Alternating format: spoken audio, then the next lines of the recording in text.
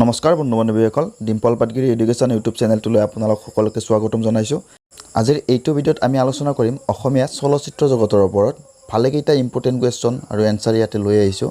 এইকেইটা কুৱেশ্যন প্ৰায় কম্পিটিটিভ এক্সামত ইয়াৰ পৰা কমন পৰা দেখা যায় আৰু এইকেইটা আসাম পুলিচ হওক বা এনেকুৱা যিকোনো অসমৰ চাকৰিৰ কম্পিটিটিভ এক্সামৰ কাৰণে বহুত বেছি ইম্পৰ্টেণ্ট হ'ব। ভিডিঅ'টো ভালদৰে চাই থাকিব।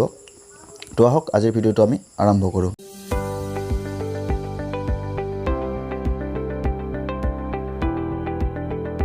আজিৰ প্ৰথম কুৱেশ্যনটোত আছে অসমীয়া ছবি জগতৰ পিতৃস্বৰূপ কোন আৰু ইয়াৰ ৰাইট এনচাৰটো হ'ব জ্যোতিপ্ৰসাদ আগৰৱালা।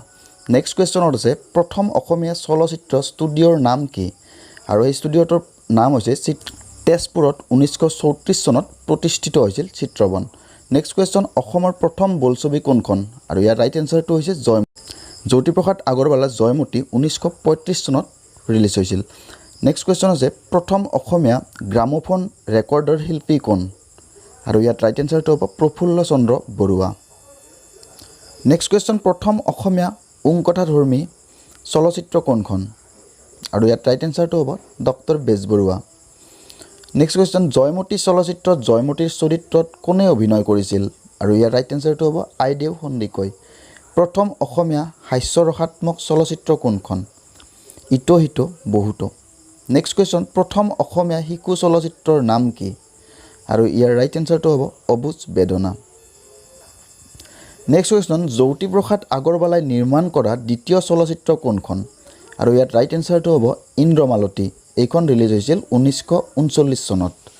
নেক্সট কুৱেশ্যন প্ৰথম অসমীয়া চলচ্চিত্ৰ অভিনেত্ৰী কোন আৰু ইয়াত ৰাইট এনচাৰটো হৈছে আইদেউ সন্দিকৈ।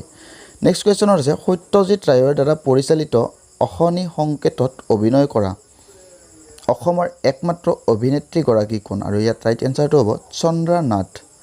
নেক্সট কুৱেশ্যন প্ৰথম অসমীয়া চিনেমাস্কোপ ছবি কোনখন আৰু ইয়াত ৰাইট এনচাৰ হ'ব জীৱন সুৰভি। এইখন ৰিলিজ হৈছিল 1984 চনত। নেক্সট চাব গুৱাহাটীত প্ৰতিষ্ঠিত সৰ্বপ্ৰথম চলচ্চিত্ৰ গৃহ কোনখন আৰু ইয়াত ৰাইট এনচাৰটো হ'ব কেলভিন। নেক্সট কুৱেশ্যন কোনখন চলচ্চিত্ৰৰ 5,30,000 সংখ্যক শ্ৰাব্য কেছেট বিক্ৰী হৈছিল আৰু ইয়াৰ ৰাইট এনচাৰটো হৈছে ৰদালি। অনা অসমীয়া চলচ্চিত্ৰ নিৰ্মাণ কৰা প্ৰথম অসমীয়া পৰিচালকজন কোন আৰু ইয়াত ৰাইট এনচাৰটো হ'ব প্ৰমথেশ বৰুৱা। নেক্সট কুৱেশ্যনটো চাব কোনজন অসমীয়া বোলছবি পৰিচালকে প্ৰথম ৰাষ্ট্ৰপতি পদক লাভ কৰে আৰু ইয়াত ৰাইট এনচাৰটো হ'ব নিপ বৰুৱা। ভৱেন্দ্ৰনাথ শইকীয়াই কোনখন চলচ্চিত্ৰৰ বাবে শ্ৰেষ্ঠ নাট্যলিপিৰ ৰাষ্ট্ৰীয় পুৰস্কাৰ লাভ কৰিছিল আৰু ইয়াত ৰাইট এনচাৰটো হ'ব অগ্নিস্থান। এইখন ৰিলিজ হৈছিল 1986 চনত। নেক্সট কুৱেশ্যন একেৰাহে সংগীত পৰিচালনা অভিনয় আৰু চিনেমা পৰিচালনা কৰা অসমৰ শিল্পীগৰাকী কোন আৰু এখেত হৈছে আমাৰ হাৰ্টথ্ৰব জুবিন গাৰ্গ। অসমৰ বাহিৰত বাৰ্লিনত প্ৰদৰ্শিত প্ৰথম অসমীয়া সামাজিক চলচ্চিত্ৰ কোনখন আৰু ইয়াত ৰাইট এনচাৰটো হ'ব পুবেৰুণ। নেক্সট কুৱেশ্যন ফিল্মফেয়াৰ বঁটা লাভ কৰা প্ৰথম অসমীয়া ব্যক্তিজন কোন আৰু ইয়াত ৰাইট এনচাৰটো হ'ব বিজয় চৌধুৰী। কথাছবিত কলা নিৰ্দেশিকা হোৱা প্ৰথম অসমীয়া মহিলাগৰাকী কোন আৰু ইয়াত ৰাইট এনচাৰটো হ'ব এলি আহমেদ। 1993 চনত টকিঅ'ত অনুষ্ঠিত এছিয়া পেচিফিক চলচ্চিত্ৰ মহোৎসৱত বৰ্ষৰ শ্ৰেষ্ঠ সংগীত পৰিচালকৰ সন্মান কোনে অৰ্জন কৰিছিল আৰু ইয়াৰ ৰাইট এনচাৰটো হ'ব ডক্টৰ ভূপেন হাজৰিকা। নেক্সট 1948 চনত কোনখন ছবিত বিষ্ণুপ্ৰসাদ ৰাভাই সংগীত পৰিচালনা কৰিছিল আৰু ইয়াত ৰাইট এনচাৰটো হ'ব চিৰাজ নামৰ ছবিখনত। নেক্সট কুৱেশ্যনত আছে 1996 চনত ৰাষ্ট্ৰীয় পুৰস্কাৰপ্ৰাপ্ত পূৰ্বৰ মুখ্যমন্ত্ৰী শৰৎচন্দ্ৰ সিঙৰ জীৱনভিত্তিক চলচ্চিত্ৰ all alone if need be পৰিচালক কোন আছিল আৰু ইয়াৰ ৰাইট এনচাৰটো হৈছে ৰঞ্জিত দাস। নেক্সট কুৱেশ্যন কোনখন অসমীয়া চলচ্চিত্ৰই প্ৰথম সংগীত পৰিচালনাৰ বঁটা লাভ কৰিছিল ইয়াত ৰাইট এনচাৰটো হ'ব চামেলি মেমচাব। নেক্সট কুৱেশ্যন 1992 চনত ভূপেন হাজৰিকাই কোনখন চলচ্চিত্ৰৰ বাবে শ্ৰেষ্ঠ সংগীত পৰিচালনাৰ বঁটা লাভ কৰিছিল আৰু ইয়াৰ ৰাইট এনচাৰটো হৈছে ৰদালি। নেক্সট কুৱেশ্যন জ্যোতি চিত্ৰবন কোন চনত স্থাপন কৰা হৈছিল আৰু জ্যোতি চিত্ৰবন স্থাপন কৰা হৈছিল 1968 চনত। নেক্সট কুৱেশ্যন শেখৰ কাপুৰ নিৰ্মিত চলচ্চিত্ৰ বন্দীত কুইনত অভিনয় কৰা অসমীয়া অভিনেত্ৰীগৰাকী কোন আৰু ইয়াত ৰাইট এনসাৰটো হৈছে সীমা বিশ্বাস নেক্সট কোৱেশ্চন 1959 চনত বাৰ্লিন চলচ্চিত্ৰ মহোৎসৱত অংশগ্ৰহণ কৰি শ্ৰেষ্ঠ অভিনেত্ৰীৰ বঁটা লাভ কৰা অসমীয়া অভিনেত্ৰী গৰাকী কোন আৰু ইয়াত ৰাইট এনসাৰটো হ'ব জ্ঞানদা কাকতি নেক্সট কোৱেশ্চন অসমৰ ঐতিহ্যময় থিয়েটাৰ গৃহ বেন ষ্টেজ ক'ত অৱস্থিত আৰু ইয়াৰ ৰাইট এনসাৰটো হ'ব তেজপুৰত নেক্সট কোৱেশ্চন 2002 চনত শ্ৰেষ্ঠ আঞ্চলিক ভাষাৰ ৰাষ্ট্ৰীয় চলচ্চিত্ৰৰ বঁটা লাভ কৰা চলচ্চিত্ৰ কোনখন আৰু ইয়াত ৰাইট এনসাৰটো হ'ব জাহু বৰুৱাৰ দ্বাৰা পৰিচালিত কণিকাৰ ৰামধেনু নেক্সট কোৱেশ্চন ৰাষ্ট্ৰীয় ৰজত কমল বঁটা বিজয়ী প্ৰতিমা পাণ্ডেৰ জীৱন কাহিনীৰ আধাৰত নিৰ্মিত তথ্যচিত্ৰৰ নাম কি ইয়াত ৰাইট এনসাৰটো হ'ব হস্তিৰ কন্যা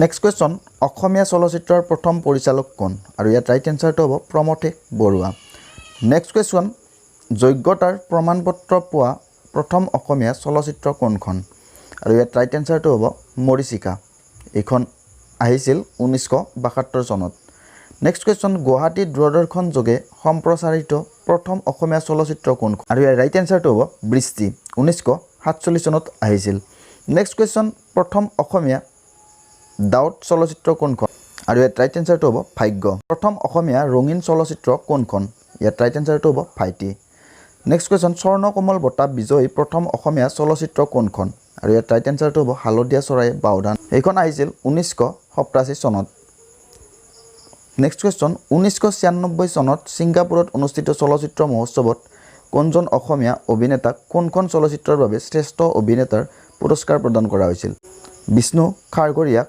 সাগৰলৈ বহু দূৰ ছবিখনৰ বাবে নেক্সট কোৱেশ্চন ফণী শৰ্মাই জয়মতী চলচ্চিত্ৰত কি চৰিত্ৰত অভিনয় কৰিছিল আৰু ইয়াত ৰাইট এনসাৰটো হ'ব চাওদাং বড়ো কোনখন অসমীয়া কথাছবিত আৰু কোনজন অসমীয়া অভিনেত্ৰীয়ে প্ৰথমে দৈত্য চৰিত্ৰত অভিনয় কৰে ইয়াত ৰাইট এনসাৰটো হ'ব মেঘমুক্তি নামৰ ছবিখনত মৃদুলা বৰুৱাই 1999 চনত পঞ্চম কলকাতা চলচ্চিত্ৰ মহোৎসৱত প্ৰদৰ্শিত মঞ্জু বৰাৰ দ্বাৰা নিৰ্মিত চলচ্চিত্ৰখনৰ নাম কি আৰু ইয়াত ৰাইট এনসাৰটো হ'ব বৈভৱ ভূপেন হাজৰিকাৰ প্ৰথম বঙালী ছবিখনৰ নাম কি আৰু ইয়াত ৰাইট এনসাৰটো হ'ব মাহুত বন্ধুৰে নেক্সট কোৱেশ্চন মলয়া গোস্বামীয়ে শ্ৰেষ্ঠ ৰাষ্ট্ৰীয় অভিনেত্ৰীৰ সন্মান লাভ কৰা বোলছবিখনৰ নাম কি আৰু ইয়াত ৰাইট এনসাৰটো হ'ব ফিৰিঙতি প্ৰমথেশ বৰুৱাই সৰ্বমুঠ কেইখন ছবি পৰিচালনা কৰিছিল আৰু ইয়াত ৰাইট এনসাৰটো হ'ব 21খন দেৱদাস নামৰ ছবিখন কিমান চনত নিৰ্মাণ কৰা হৈছিল ইয়াত ৰাইট এনসাৰটো 1934 চনত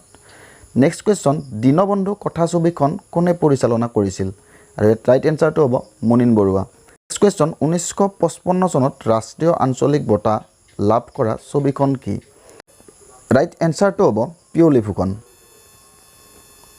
নেক্সট কোৱেশ্চন পৰিৱেশ শিতানত কোনজন অসমীয়া চলচ্চিত্ৰ পৰিচালকৰ কোনখন চলচ্চিত্ৰই ৰাষ্ট্ৰীয় বঁটা লাভ কৰিছিল ইয়াত ৰাইট এনসাৰটো হ'ব জাহু বৰুৱাই পৰিচালনা কৰা ছবি বনানী নেক্সট কোৱেশ্চন অসমীয়া চলচ্চিত্ৰৰ প্ৰথম কেমেৰামেন গৰাকী কোন ইয়াত ৰাইট এনসাৰটো হৈছে প্ৰতাপ বৰুৱা নেক্সট কোৱেশ্চন আৰু আজিৰ এইটো লাষ্ট কোৱেশ্চন আন্তৰ্জাতিক বাৰ্লিন মহোৎসৱলৈ নিৰ্বাচিত হোৱা প্ৰথম অসমীয়া ছবি কোনখন ইয়াত ৰাইট এনসাৰটো হ'ব পুবেৰুণ তো বন্ধু বান্ধৱীসকল আজিৰ ভিডিঅ'টোত এইকেইটা কুৱেশ্যনে লৈ অহা হৈছিল যদি ভিডিঅ'টো ভাল পাইছে লাইক কৰিব কমেণ্ট কৰিব আৰু যিসকলে মোৰ চেনেলটোত নতুন প্লিজ চেনেলটো ছাবস্ক্ৰাইব কৰি দিব আৰু যদি ভিডিঅ'টো বহুত বেছি ভাল পাইছে আপোনালোকে শ্বেয়াৰ কৰি দিব তো আজিলৈ ইমানেই ধন্যবাদ